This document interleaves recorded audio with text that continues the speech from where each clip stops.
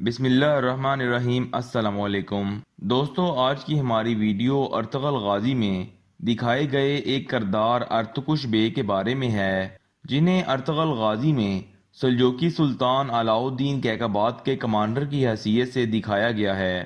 اس حوالے سے ہم نے تاریخ سے ان کے بارے میں معلومات حاصل کی کہ وہ کون تھے اور ان کا سلجوقی تاریخ سے کیا تعلق ہے۔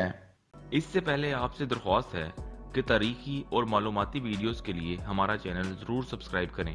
دوستو، اگرچہ ارطغرل غازی میں ان کا چند اقساط پر مبنی کردار ہی دکھایا گیا ہے، لیکن دراصل ارتوکش بے حقیقی طور پر ایک تاریخی کردار تھے، اور ان کا ذکر نہ صرف سلطان علاؤالدین کیقوباد بلکہ ان کے والد کے خسرو اول کے دور حکومت میں بھی ملتا ہے۔ تاریخ میں ان کا نام مباز الدین ارتوکش درج ہے۔ ان کی تاریخ پیدائش اور جگہ نامعلوم ہے۔ ارتوکش بے سلجوقی تاریخ کے ایک انتہائی اہم کمانڈر تھے اور کئی اہم عہدوں پر بھی فائز رہے۔ 1207 عیسوی میں سلطان کیقوباد کے والد کے خسرو اول نے انہیں سلجوقی سلطنت کے جنوبی علاقوں کا فوجی کمانڈر مقرر کیا تھا، جہاں وہ اگلے 20 سالوں تک اسی عہدے پر فائز رہے۔ اس کے علاوہ انہیں انطالیہ کا گورنر بھی مقرر کیا گیا۔ 1221 میں ارتوکش بے نے سلطان علاؤالدین کیقوباد کی علیہ شہر فتح کرنے کی مہم میں بھی اہم کردار ادا کیا۔ تاریخ بتاتی ہے کہ 1228 عیسوی میں ارزیکن شہر فتح ہونے کے بعد ارتوکش بے کو اس شہر کا چیف ملٹری کمانڈر مقرر کیا گیا۔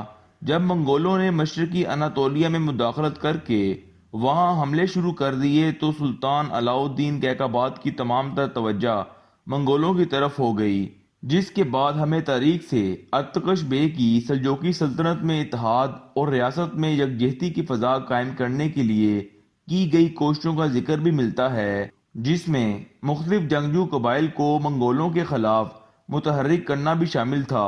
اس وقت تک ارتوکش بے سلطان علاؤالدین کیقوباد کے ایک نہایت قابل اعتماد کمانڈر بن چکے تھے، اور اسی لیے انہیں سلطان کیقوباد نے اپنے بیٹے غیاث الدین کے خسرو کا شاہی استاد بھی مقرر کیا، اور اسی لیے انہیں اتابے ارتوکش بے کے نام سے بھی جانا جاتا ہے۔